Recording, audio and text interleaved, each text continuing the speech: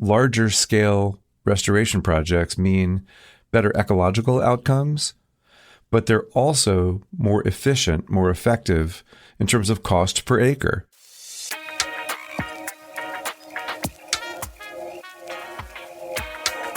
Welcome to another episode of Rewilding the World with me, Ben Goldsmith, and I'm here with my friend Adam Davis in California.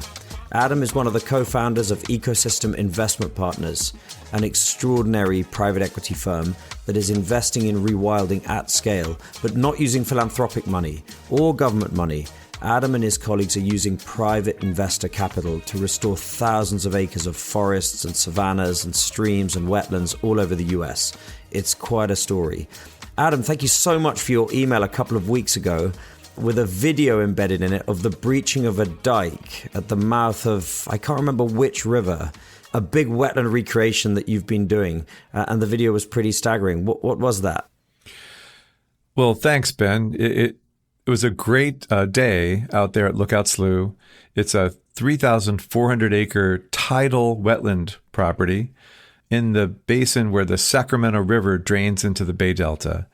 And this property had been cut off from the water for over 100 years by levees. And we were out there with the Secretary of Resources for the state of California, Wade Crowfoot, and about 150 other folks as we watched the backhoe dig away the last piece of levee that prevented the tide from coming on the land. And we watched that water move in there, and it was a big cheer came up from the crowd, I can tell you. So Adam, first of all, how did you get into this, and kind of how did this happen that you and your fellow co-founders created Ecosystem Investment Partners? So my own background, Ben, was in recycling and solid waste. I spent 15 years working in the industry when recycling programs were really coming into their own in the United States in the 80s and 90s. And essentially, I became a student of contracts and economic incentives. So how do you get paid more to recycle something than to throw it away? And in developing contracts that actually reward environmental performance, I had the good fortune to meet some of the world's leading ecological economists and conservation biologists working at Stanford, who introduced me to the whole idea of ecosystem services. And so that really was where my career took a turn, and I began to focus on the financial value of natural systems, using the lessons and structures that I had the chance to practice on in the recycling world, but applying them directly to essentially carbon, water, and biodiversity, the services that are produced by natural systems. I began to consult for companies in the US that were doing restoration projects, and then met Nick Dilks, who at the time was the head of the internal revolving fund at the Conservation Fund, which was one of the largest conservation nonprofits in the US. And together with Fred Danforth, our third partner, who had a 20-year career in private equity, we were able to form a company to raise private equity to do conservation and deliver ecosystem services. And that, of course, is Ecosystem Investment Partners. And looking at the news surrounding your company and looking at some of the projects that you've listed on your website, the thing that strikes me is just the scale of what you're doing. I mean, we've got some pretty cool rewilding projects in Britain. Until quite recently, all of those were funded by philanthropy in one way, shape, or form, and they were typically quite small. And then suddenly you have this private equity firm out of California, United States, restoring literally thousands, in some cases tens of thousands of acres of wetlands and other ecosystems. And that's kind of staggering for me that you've been able to do that without raising a penny in goodwill funding from anyone. You've done this entirely as a business.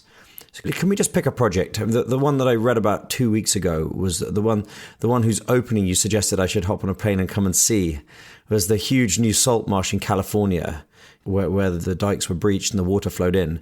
Can you just describe that project to me, kind of how it came about, the scale of it, what kind of habitat it is, why it's so exciting, and then we can talk about how you funded it. Sure, that's a great example. It's called Lookout Slough, and it's a 3,400 acre piece of land in the Bay Delta. So just east of the San Francisco Bay is the Bay Delta, which is the confluence of the Sacramento River and the San Joaquin River. So the great rivers that drain the Sierra Nevada mountains and flow out to the ocean through the San Francisco Bay. So the reason that we were doing restoration there is because the State Water Project, the state of California itself, operates an enormous system of dams and levees and culverts and pipes and pumps that move the water from north to south throughout the state. And that's what allows Los Angeles and the farms of the Central Valley to function, essentially. And that system, that State Water Project, has itself compliance needs. It needs to comply with our Endangered Species Act and other environmental laws as it moves water. And so over time, it became clear that the operation of the State Water Project was affecting certain fish species, and some of those species were actually going extinct. So the remedy is ecological restoration. The remedy is making sure there's enough water at the right times of year, but also making sure there's habitat and food for those fish that are endemic to the area. So this was a requirement of law, essentially, that the state restore 8,000 acres of tidal wetlands. And after about a decade of trying to do this by itself, the state did reach out to the private sector through a request for proposals, asking the private sector to try and identify and control the land on which the restoration would need to happen, and then actually do the steps of permitting, planning, and construction that create the change on the land that allow wetlands back to occur again. And you'd think it would be kind of the Nature Conservancy or Ducks Unlimited or one of these big conservation NGOs that would step forward and say to the state of California, we know how to restore wetlands, we'll do it, give us the money. So how come it wasn't one of those organizations that did this work? Those are great organizations and they do a lot of great work. But in this case, what was needed was ownership or control of properties that restoration could occur on. And there wasn't philanthropic funding or grant money readily available. So that's really the difference between our model and the conservation groups that we actually work quite closely with. Our model raises private capital that is looking for a fair return on investment through the efficient delivery of compliance. And it's compliance with the Endangered Species Act or compliance with the Clean Water Act that are the fundamental drivers for our customers. So what kind of investors are those that are putting money into these projects? I guess those are the investors in your funds, because of course you raise funds. You're on your fifth fund. The most recent one was several $100 million. Are the investors in those funds typically institutions, pension funds, insurance companies, and so on, or are they wealthy individuals? Where does the money come from? And what kind of rate of return do they want out of these restoration projects that you're doing? The majority of the investors in our funds are, in fact, pension funds. We also have some university endowments and high net worth family offices. And the returns they're looking for are the same kind of returns that would be expected from other natural resources. They are land-based investments, so we start with purchase of land. So you could compare it to timber or agriculture as investment asset classes. But let me step back for just a minute and say sort of how we got to the basic notion of doing things at scale, which you mentioned. When we started Ecosystem Investment Partners in 2006, there were probably 1,000 mitigation banks in the United States. So these are pieces of land that are protected and restored to a government standard. And that restoration allows third parties to comply with environmental laws. So that's the basic structure of a mitigation bank. As I say, there were probably 1,000 of these things, but they were quite small and opportunistic. They were maybe 100 acres or so on average, and they were often low wet ground that a farmer had on his property and couldn't farm, or land that a developer had purchased and couldn't develop because it had wetlands or endangered species on it. And so the mitigation banking system was working. people were investing in restoration, but the projects were quite small. So our vision was really pretty simple. It was to get money at scale so we could do projects at scale, because larger scale restoration projects mean better ecological outcomes, but they're also more efficient, more effective in terms of cost per acre. You have a lot of fixed costs that go into a project. And if you can spread those fixed costs over 2,000 or 3,000 acres instead of 100, then your cost per acre simply goes down. So it's better for the ecology, but also more efficient. So coming back to Lookout Slough in the mouth of these two major rivers, you acquire 3,400 acres of what kind of land? That's land from which water has been excluded, presumably for agricultural purposes. So what's the kind of land, and who are you buying it from? And then what do you do to that land?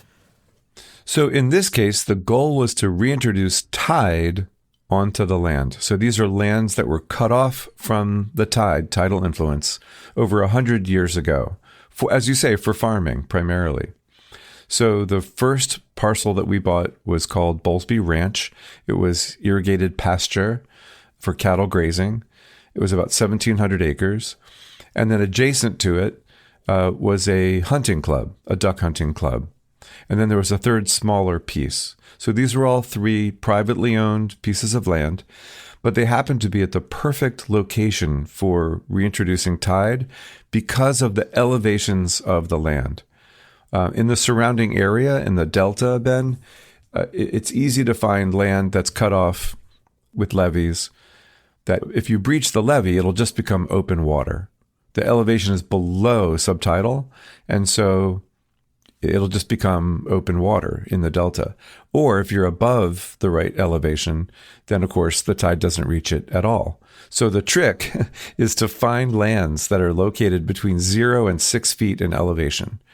If you think of it, if the delta is like a giant bathtub, this is the bathtub ring around the edge where the tide goes up and down twice a day. And these three parcels that we were able to buy were at exactly that elevation. So what do? You take off the livestock, you buy the land, remove any fencing, remove any other kind of human infrastructure, take off the livestock, obviously, and then you would just simply breach the seawall. Is it simple as that? You get in a bulldozer and knock over some concrete and in floods the sea. Is that more or less? Or is it much more complicated than that? Would that it were so. No, it was much more complicated than that.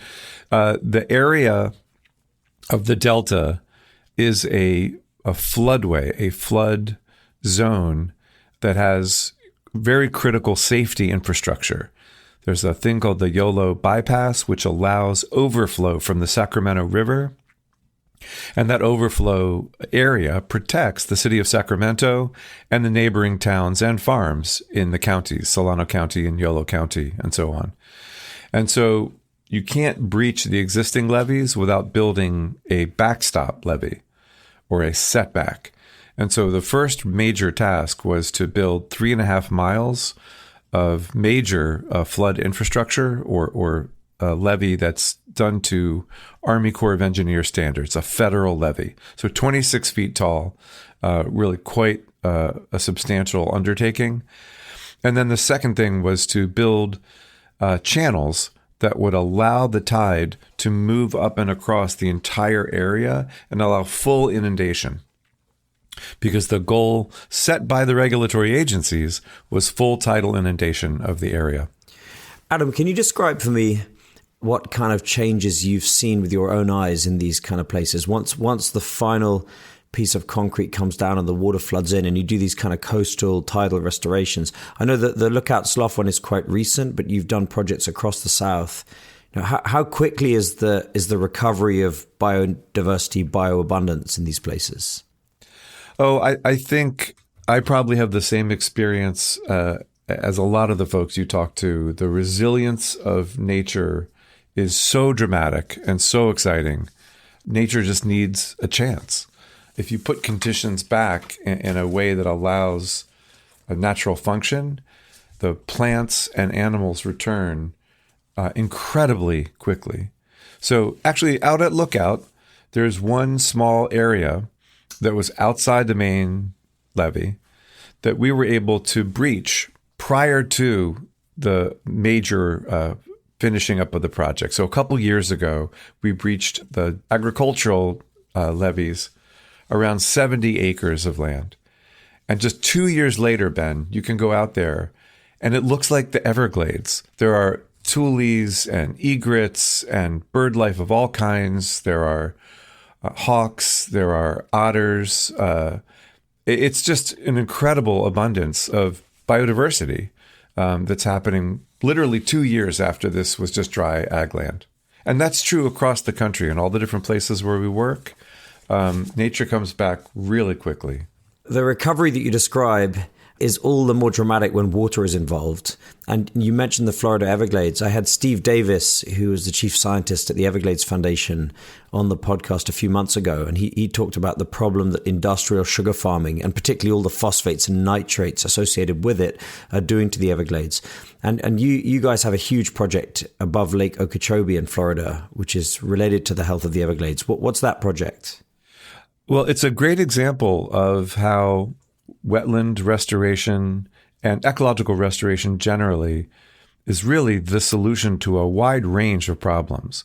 So whether the problem is the fish species in the Bay Delta, or the problem is buildup of nutrients in the water going into Lake Okeechobee, wetlands can actually serve to solve both types of problems. So in Florida, it's also about a 3,000 acre project that we're doing, which is essentially like a giant filter for phosphorus.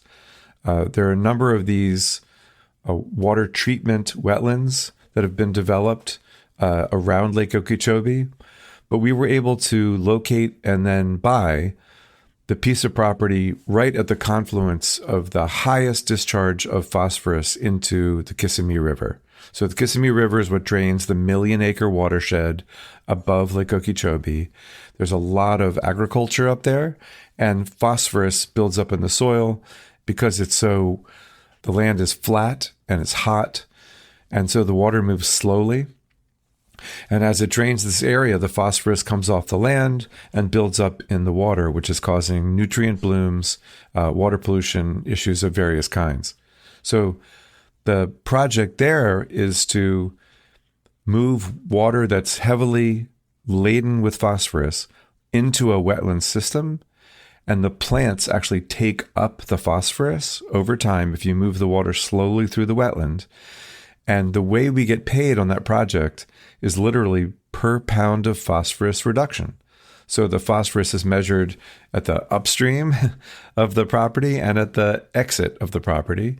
And the reduction in phosphorus is actually what leads to the value creation for us and for our investors. So it directly ties pollution reduction to return on investment. This episode of Rewilding the World is very kindly brought to you by Uni, that's UNI, the world's first nature-friendly line of luxury body care. We've all heard about the harm that sun cream does to coral reefs, but it's not just sun cream and it's not just coral reefs. Well, Uni makes plastic-free, nature-friendly essentials like shampoo, conditioner, hand wash, and even natural deodorant, all full of nourishing ingredients such as seaweed kelp, aloe vera, and olive oil.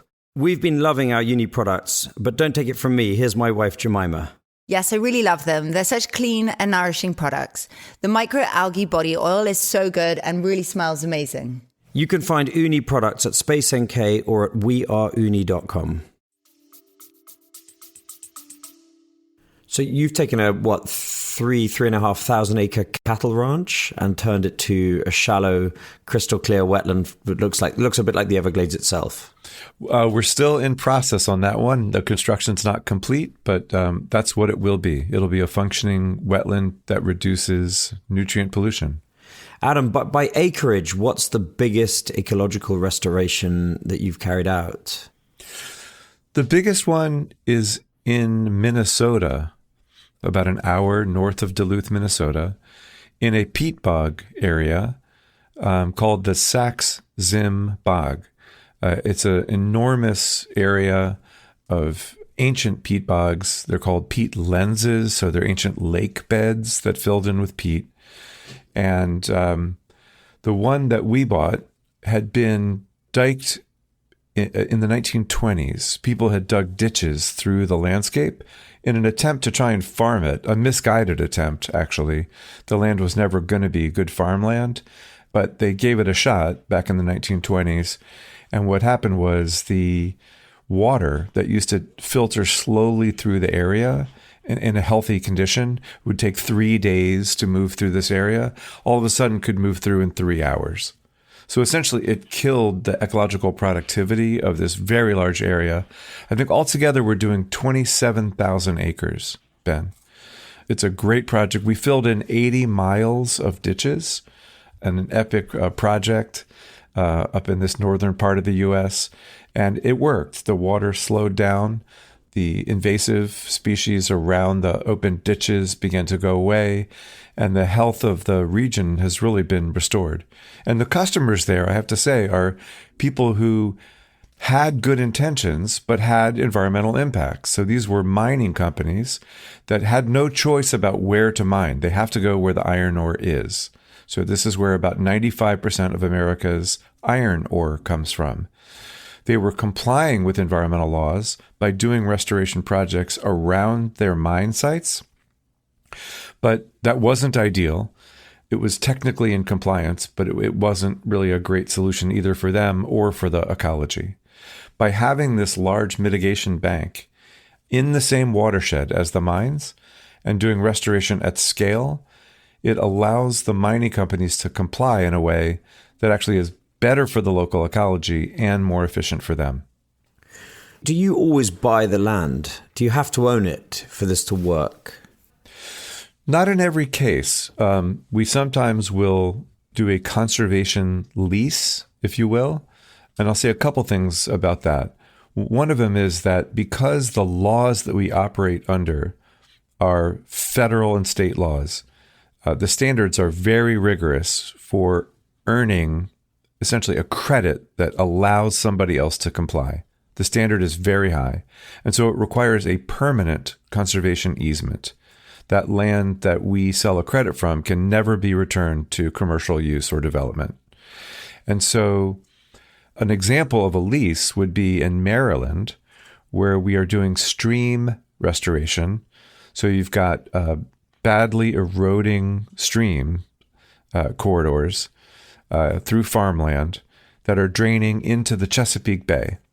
And the nutrients and sediments that come out of those eroding streams are causing all kinds of problems for water quality and the fisheries in the Chesapeake Bay. So just briefly, the state had been trying to do restoration of these stream channels through grant money, through a traditional grant-making process, giving grants to nonprofits, and they would go out and do work on one farm at a time, trying to improve water quality.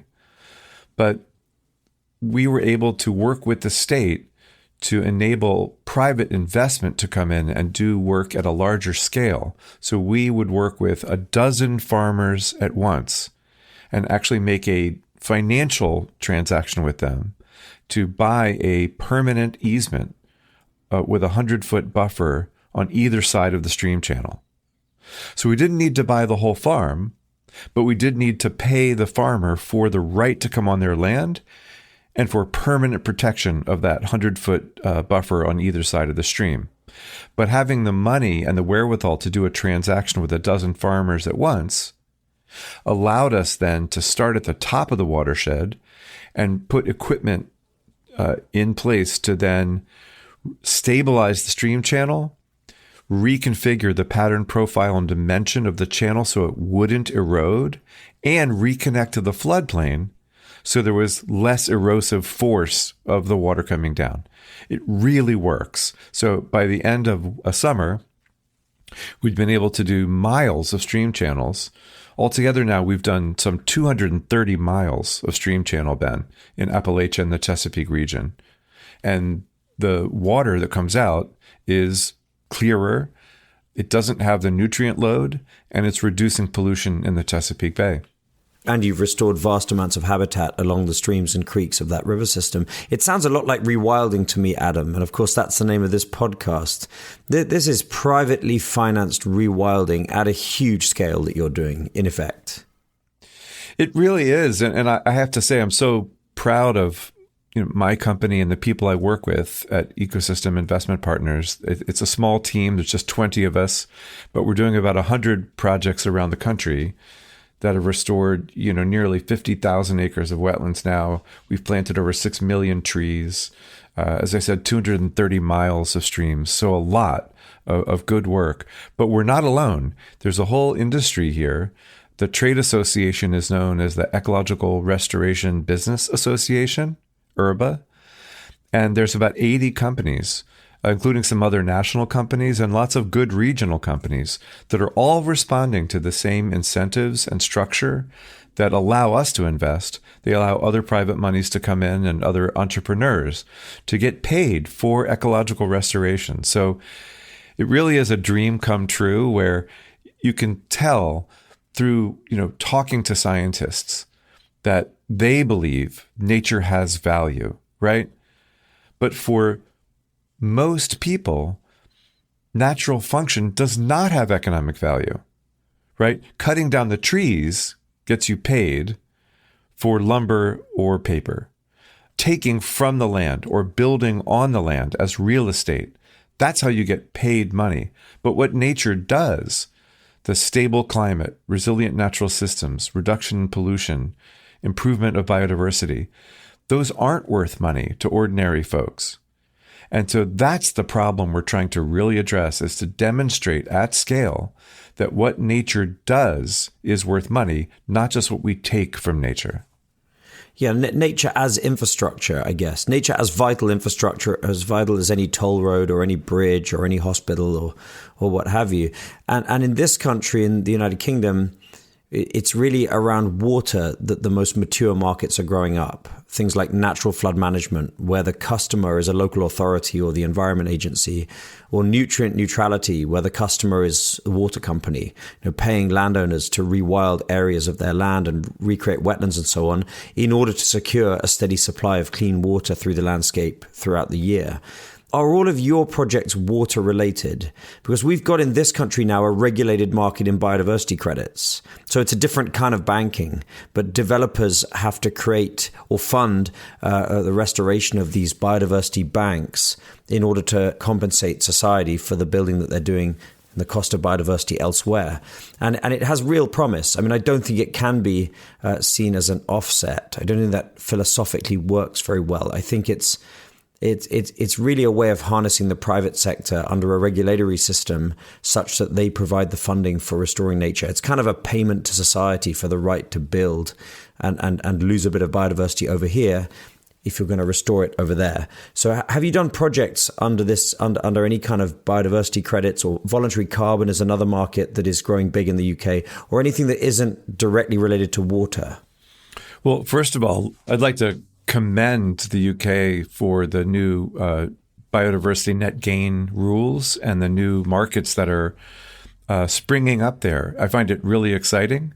And you can see examples or models developing around the world that build on this basic idea that conservation and restoration of natural systems is worth money. It is valuable.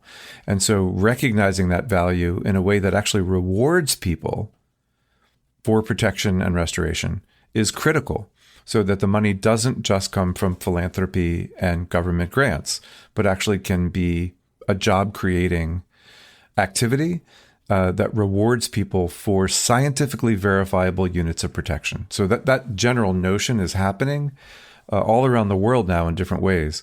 But to your question, we do have conservation banks, as we call them in the US, specifically for protection of biodiversity.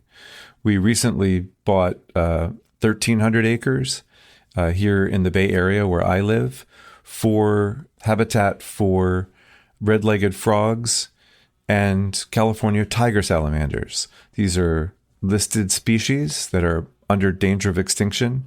And here in California in particular, the state laws require offset for impact to the habitat of listed species.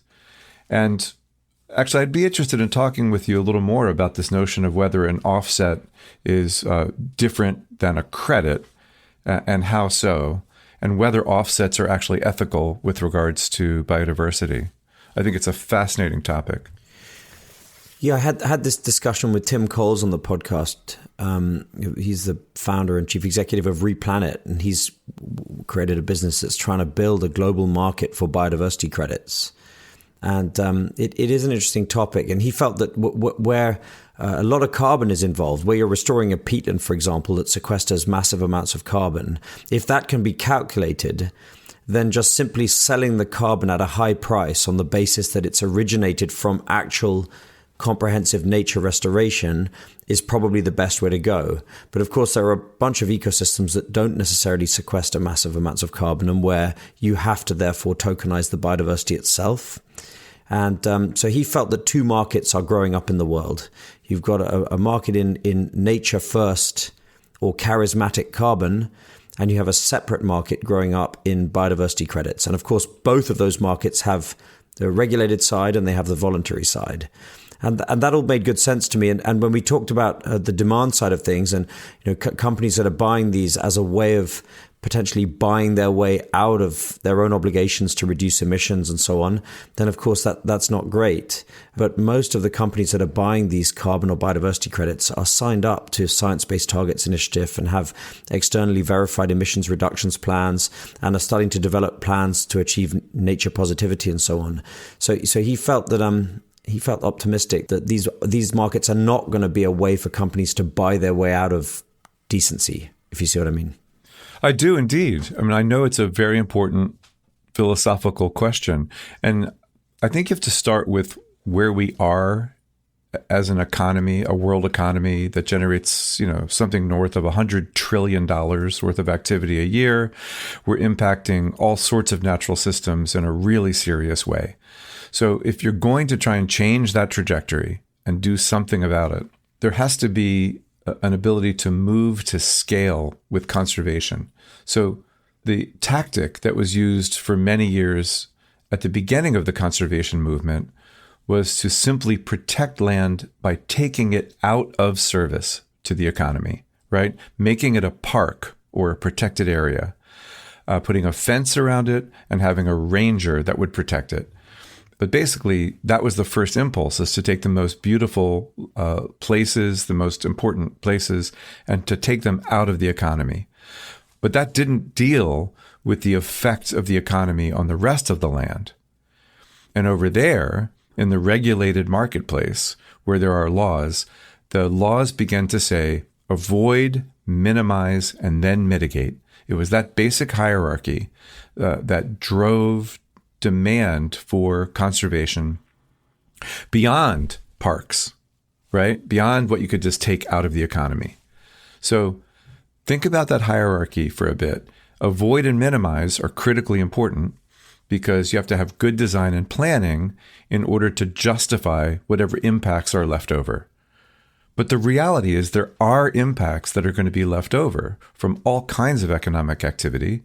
And so that's where mitigation comes in. It basically says if you have a unit of impact, a scientifically verifiable unit, an acre of impact, then you have to protect and restore an acre as an offset in order to be ethical, in order to be responsible. But that money then comes from the people who are doing the damage, not from philanthropy or from government.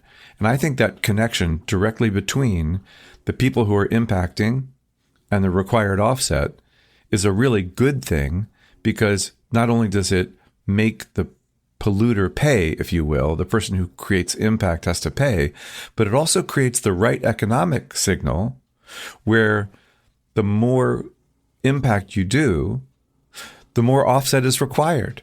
So it's more expensive to impact things. And this is the right economic signal. It should be more expensive to impact things. Yeah, that makes perfect sense to me, Adam. And I feel optimistic that there is this wall of money headed towards rewilding, not just in the US and the UK, but everywhere, because the value of nature as infrastructure is starting to be understood and reflected in decision making. And because these incentives are being flipped around, we've had entirely the wrong incentives for a very long time, and they are literally being flipped 180 degrees before our eyes because of better regulation and so on. Adam, I have one last question for you. What do you do with the land that you own, given that your funds that you raise have a limited life? I don't know what it is, 12, 15-year GPLP funds. At the end of the life of those funds, you're left with all this land. What do you do with it? So it's a great question. One of the requirements of a mitigation bank here in the U.S. is not only the permanent conservation easement that prevents any future development, but there actually needs to be an endowment that's tied to the land that kicks off enough interest for long-term monitoring and maintenance, so that after the bank credits are sold, there's an endowment fund and a land steward, usually a nonprofit organization, that has money from that endowment to do permanent monitoring and maintenance, so long-term activity on the site, whatever is required. And so once that's in place, the conservation easement and the endowment, then we can actually sell the underlying land to a third party. Sometimes it's a government agency. Sometimes it's a private landowner. But just for example, we did a 2,000-acre longleaf pine savanna mitigation bank, a beautiful ecosystem that used to be the dominant ecosystem for the Southeast.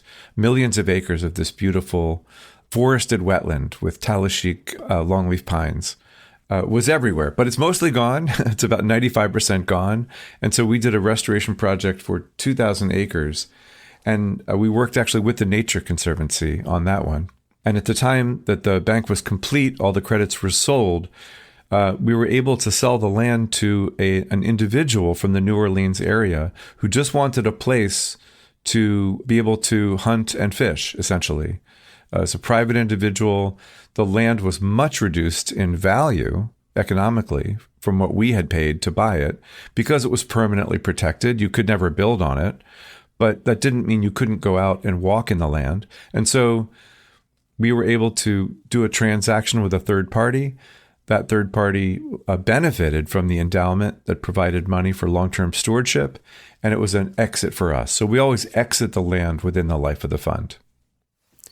Adam, it's just staggering what you're doing. You're mobilizing hundreds of millions of dollars for restoring these ecosystems across the United States at scale. You're blazing a trail. I'm just blown away by our conversation and just filled with optimism. Thank you very much for taking the time. And I urge anyone listening to this podcast to take a look at Ecosystem Restoration Partners and see the work that these guys are doing.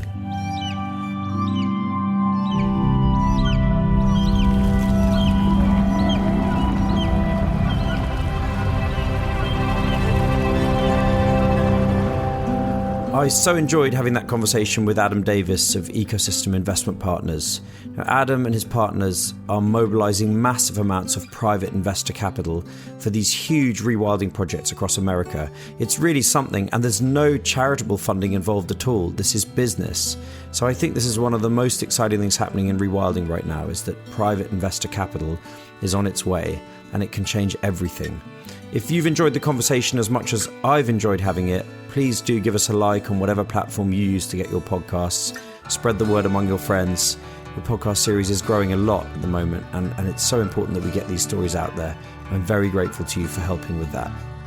Next time, I'm going to be talking to Mike Blackmore from the Wessex Rivers Trust.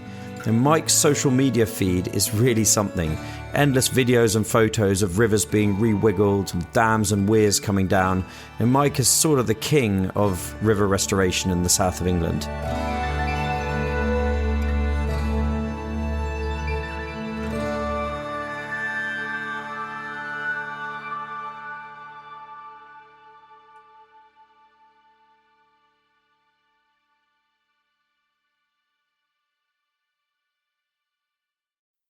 You already know that this isn't about one species. It's about systems, interdependence, collapse. And yet, wild salmon, one of the clearest indicators we have, are vanishing fast. Their decline signals something deeper, something more dangerous. I'm Jim Murray. I host The Last Salmon. It's not a side story. It's the biodiversity story that everyone like you should be listening to. Season 2's out now. One of the best ways to support Rewilding is to go and visit Rewilding projects on the ground. My friends at the European Nature Trust have asked me to tell you about the series of coexistence adventures that they've put together. They're designed to give you the best chance of seeing Europe's most iconic species: bears, wolves, lynx, and so on. All of these are on the rise in Europe because of Rewilding projects. These trips are hosted by expert guides and conservationists, and most importantly, the European Nature Trust is giving half of the revenues directly to the foundations working on the ground to restore wildlife. I'd love you to check out these coexistence adventures at the European Nature Trust website.